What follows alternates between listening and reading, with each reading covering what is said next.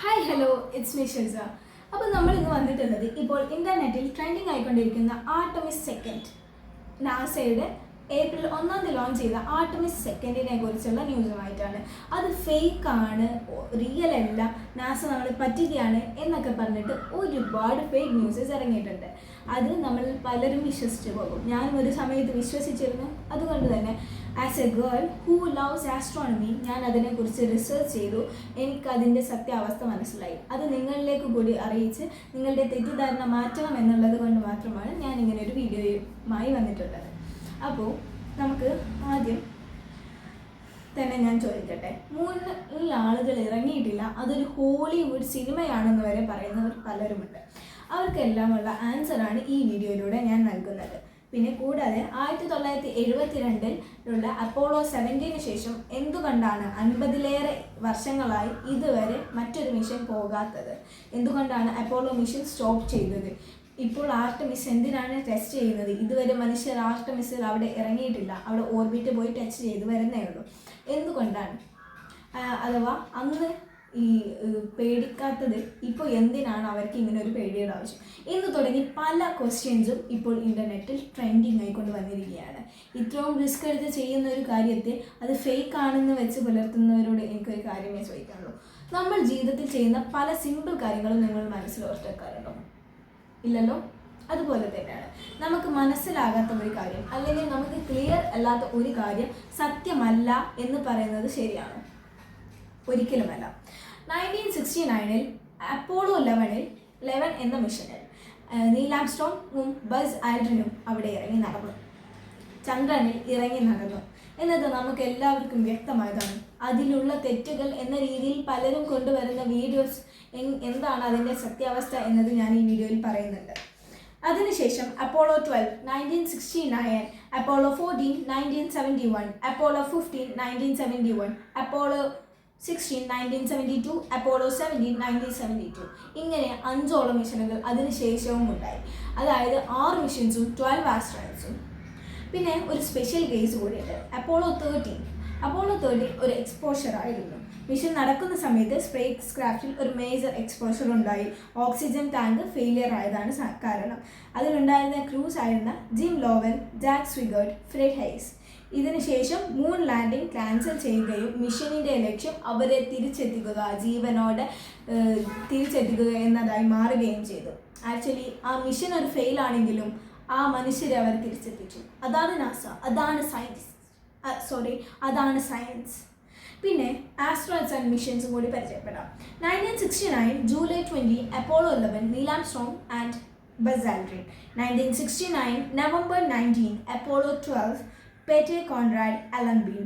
1971 February 5 Apollo 14 Alan Shepard Edgar Mitchell. Apollo 15 1971 July 30 David Scott, James Irwin. 1972 April 21st Apollo 16 John Young and Charles Duke. And the last mission of Apollo 17 1972 December 11th Egan Cernan Harrison Skimmett. ഇത്രയും 12 astronauts ആയിരുന്നു ആ 6 മിഷനുകളിലായി പോയിട്ടുണ്ടായിരുന്നത്. അപ്പോൾ ഇതിലുള്ള scientific evidence എന്താണെന്ന് ചോദിക്കുന്നവർക്കുള്ള ഒരു real ആൻസറിലേക്ക് വരാം. അത് റിയൽ ആണെന്ന് തെളിയിക്കാനുള്ള മൂൺ റോക്സ് ഇപ്പോഴും സയൻറ്റിസ്റ്റുകൾ സ്റ്റഡി ചെയ്തുകൊണ്ടിരിക്കുന്നു.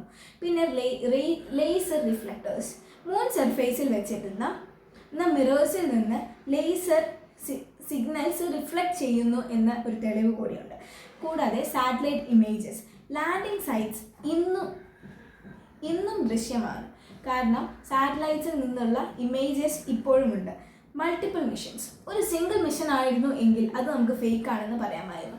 അതിനുശേഷം അപ്പോളോ 17 വരെ അവർ മൾട്ടിപ്പിൾ മിഷൻസ് നടത്തി. അതുകൊണ്ട് തന്നെ അത് ഒരിക്കലും ഫേക്ക് അല്ല, it is A real history. And ഒരുപാട് കോമൺ ഡൗട്ട്സ്, അല്ലെങ്കിൽ അത് ഡൗട്ട് എന്ന രീതിയിലല്ലാതെ ഫേക്ക് ആണെന്ന് തറപ്പിച്ച് പറയുന്ന ഒരുപാട് ഫേക്ക് ന്യൂസസിൽ വരുന്നത് ഫ്ലാഗ് മൂവ്മെൻറ്റിനെ കുറിച്ചാണ്. അത് മൂണിൽ അറ്റ്മോസ്ഫിയർ ഇല്ല, മൂണിൽ ഗ്രാവിറ്റി ഇല്ല, അതുകൊണ്ട് തന്നെ മൂണിൽ ഫ്ലാഗ് മൂവ് ചെയ്യില്ല എന്നത് നമുക്ക് സമ്മതിച്ചു കൊടുക്കാവുന്നതാണ്. എങ്കിൽ it is not a movement, it is just a vibration. And അതിൽ സെറ്റ് ചെയ്തിട്ടുണ്ടായിരുന്നത് മൂലം മാത്രമാണ് അത് മൂവ് ചെയ്യുന്നതായി നമുക്ക് ഫീൽ ചെയ്യുന്നത്. It is just a vibration. മൂണിൽ അറ്റ്മോസ്ഫിയർ ഇല്ല, ഫ്ലാഗ് മൂവ് ചെയ്തത് ആസ്ട്രോണറ്റ് സെറ്റ് ചെയ്യുമ്പോൾ ഉണ്ടായ വൈബ്രേഷൻ കാരണം മാത്രമാണ്. എയർ റെസിസ്റ്റൻസ് ഇല്ലാത്തത് കൊണ്ട് തന്നെ അത് കുറച്ച് സമയം മൂവ് ചെയ്യുന്നത് പോലെ തോന്നും. പിന്നെയുള്ളതാണ് absence of stars in photography. അതായത് നമുക്ക് ആ ഒരു ഫോട്ടോസ് ഏതിലും നമുക്ക് സ്റ്റാർസ് വിസിബിൾ അല്ല. ഞാനൊരു കാര്യം ചോദിക്കട്ടെ, അത് കോമഡി ആയിരിക്കരുത് കേട്ടോ. ഈ പകൽ സമയത്ത് സൂര്യനൊഴികെയുള്ള ഏതെങ്കിലും നക്ഷത്രത്തെ നമ്മൾ കാണുന്നുണ്ടോ? ഭൂമിയെ പോലെ തന്നെ ഒരു ഉപഗ്രഹം, ഭൂമി ഒരു ഗ്രഹമാണെങ്കിൽ ഒരു ഉപഗ്രഹമാണ് ചന്ദ്രൻ. ചന്ദ്രനിൽ എങ്ങനെയാണ് പകൽ സമയത്ത് അഥവാ സണ്ണിൻ്റെ റിഫ്ലക്ഷൻസ് ഉണ്ടാകുന്ന സമയത്ത് എങ്ങനെയാണ് അവിടെ സ്റ്റാർസിനെ കാണാൻ സാധിക്കുക? That is my question. And camera എക്സ്പ്ലോഷനും ബ്രൈറ്റ് സൺലൈറ്റും ഉള്ളത് കൊണ്ട് മാത്രമാണ് സ്റ്റാർസിനെ ക്യാപ്ചർ ചെയ്യാൻ പറ്റാതിരുന്നത്. ആൻഡ് ഈ 50+ ഇയേഴ്സ് ഗ്യാപ്പ് എങ്ങനെ വന്നു എന്നുള്ളതാണ് അടുത്തത്. 1972 അപ്പോളോ 17 കഴിഞ്ഞ് 3 മിഷൻസ് നിർത്തിയതിന് കാരണങ്ങൾ. ഒന്ന് ഫിനാൻഷ്യൽ കോൺസ്ട്രെയിൻസ് ആണ്. 3 മിഷൻസ് വളരെയധികം എക്സ്പെൻസ് ഉണ്ടായിരുന്ന ഒന്നാണ്. പിന്നെ ഒന്ന് മിഷൻ ഒബ്ജക്റ്റീവ് അച്ചീവ്സ്. അതായത് അന്ന് ആക്ച്വലി സോവിയറ്റ് യൂണിയനുമായിട്ട് USA ഒരു വാശിക്കുള്ള ഒരു വാർ നടക്കുകയായിരുന്നു. അങ്ങനെയാണ് അവിടെ സ്പേസ് റേസ് സ്റ്റാർട്ട് ചെയ്തത്. അതുകൊണ്ട് തന്നെ മൂണിൽ എത്തുന്ന ആദ്യ മനുഷ്യൻ USA-യുടേതായിരിക്കണമെന്ന് അവർക്കൊരു ഉറച്ച തീരുമാനം അല്ലെങ്കിൽ ഒരു വാശി ഉണ്ടായിരുന്നു. അത് കാരണമാണ് അത്രയും റിസ്ക് എടുത്തുകൊണ്ട് തന്നെ അവരങ്ങോട്ട് മനുഷ്യരയച്ചതും അത്രയും സേഫ്റ്റി ഒബ്ജക്ട്സ് നമുക്ക് കുറവായിട്ടും അവരങ്ങനെ ഒരു റിസ്ക് എടുത്തതും. അതുകൊണ്ട് തന്നെ എൻഡ് ഓഫ് സ്പേസ് റേസ്, അതായത് USA-യും സോവിയറ്റ് യൂണിയനും തമ്മിലുള്ള സ്പേസ് റേസ് അവിടെ അവസാനിച്ചു. അതുകൊണ്ട് തന്നെ അവർക്കൊരു അർജൻറ്റായിട്ട് അങ്ങോട്ട് ഒരാൾ വരണം എന്നുള്ളതൊന്നും അവർക്ക് നിർബന്ധമുണ്ടായിരുന്നില്ല. പിന്നെ ഷിഫ്റ്റ് ഇൻ ഫോക്കസ്, അതായത് സ്പേസ് ഷട്ടിൽ പ്രോഗ്രാമും ഇന്റർനാഷണൽ സ്പേസ് സ്റ്റേഷനുമെല്ലാം അവർ സെറ്റ് ചെയ്തു. അതാകുമ്പോൾ ലോങ് ടൈം പീരീഡിൽ അവിടെ സ്റ്റേ ചെയ്യുന്ന ഒന്നാണ്. പിന്നെ ടെക്നോളജി ഡെവലപ്മെൻറ്റ്, അതുകൊണ്ട് തന്നെ അവർക്ക് സേഫർ ആയിട്ടുള്ളതും അഡ്വാൻസ്ഡ് ആയിട്ടുള്ളതും മിഷൻസ് അവർക്ക് ഉണ്ടാക്കാൻ സാധിക്കും. അതുകൊണ്ട് തന്നെ അവർ അത്യാവശ്യം ഗ്യാപ്പ് എടുത്ത് സമയമെടുത്ത് ഉണ്ടാക്കിയിട്ടുള്ള മിഷനാണ് ആർട്ടമിസ്. ആർട്ടമിസ് 1 ലോഞ്ച് ചെയ്തത് പലരും കണ്ടിട്ടുണ്ടാകാം, പലരും കണ്ടിട്ടുണ്ടാവില്ല. പക്ഷേ ആർട്ടമിസ് 2 ഹ്യൂമൻ അഥവാ മനുഷ്യരുള്ളത് കൊണ്ട് തന്നെ പലരും അറിഞ്ഞിട്ടുള്ളൊരു കാര്യമാണ്.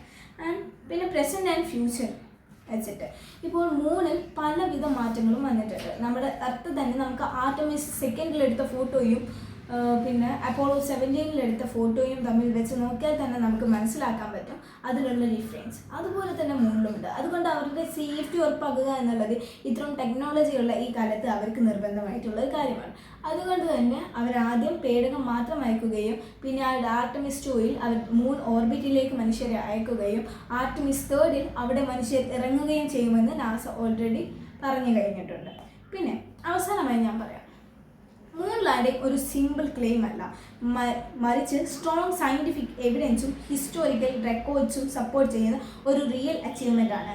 1969 അപ്പോളോ 11 മുതൽ 1972 അപ്പോളോ 17 വരെയുള്ള 6 മിഷൻസ് വഴി 12 ആസ്ട്രോണറ്റ്സ് മൂണിൽ നടന്നിട്ടുണ്ട്. ഇതൊരു സിംഗിൾ സംഭവമല്ല, പല സമയങ്ങളിൽ റിപ്പീറ്റ് ചെയ്ത ഒരു സംഭവം, ഒരു വെൽ ഡോക്യുമെൻ്ററി ഹിസ്റ്ററിയാണ്. അതുകൊണ്ട് തന്നെ അത് തെറ്റാണെന്ന് പറയുന്നത് തികച്ചും സത്യമല്ലാത്തൊരു കാര്യം മാത്രമാണ്.